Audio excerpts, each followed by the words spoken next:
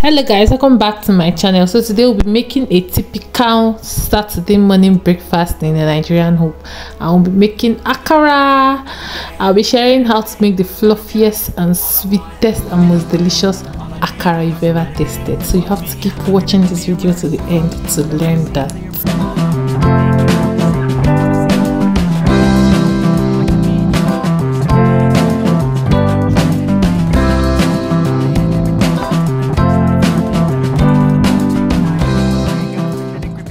So in here we have our fresh pepper and onions, some salt, we have already peeled and soaked beans, and that is that for this akara. My akara ingredients are very basic, so you get the special taste of akara in its sweetness. So I'll be adding my washed beans into my blender, and then I'm going to be blending these beans with very little water. For akara you need very little water.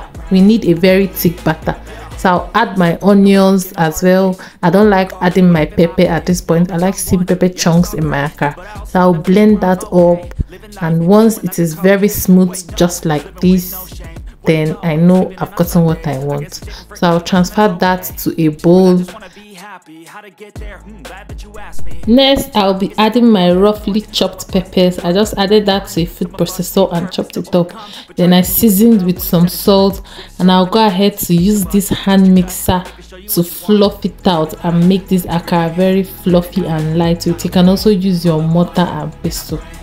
Please tell me why this akara batter was just splattering everywhere. I sincerely need to get a splatter guard because I don't understand.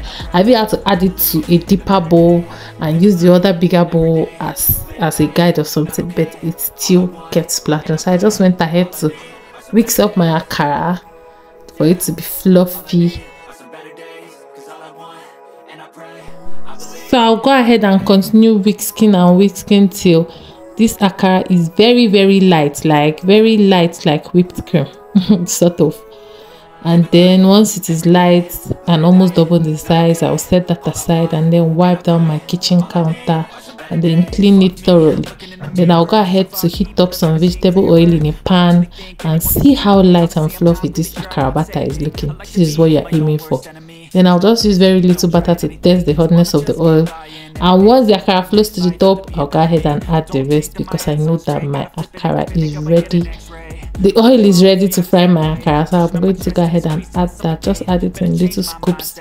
Do not overcrowd your oil so your akara does not soak oil.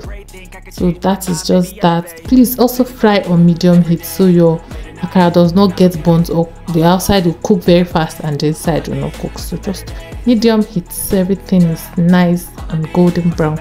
And once it is golden brown like this, you take it out of the fire and then place it on a plate lined with paper towel to soak the excess oil, and then you repeat the same process till you've exhausted all your akara batter.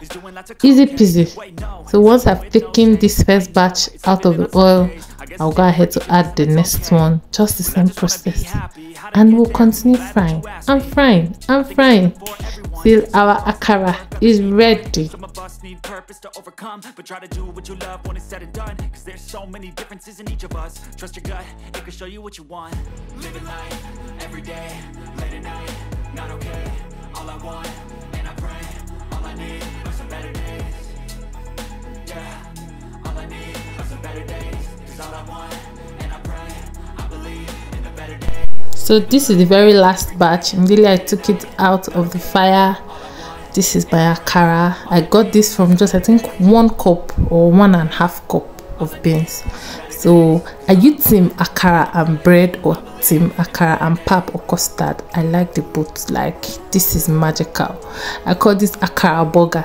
Then I also used some custard. I made some custard and I added it to a bowl, topped it with lots of milk, and our akara is ready. This is a typical Saturday morning breakfast and it makes sense a lot. I hope you subscribe to my channel. If you've not, please do so. See you guys in my next one. Bye.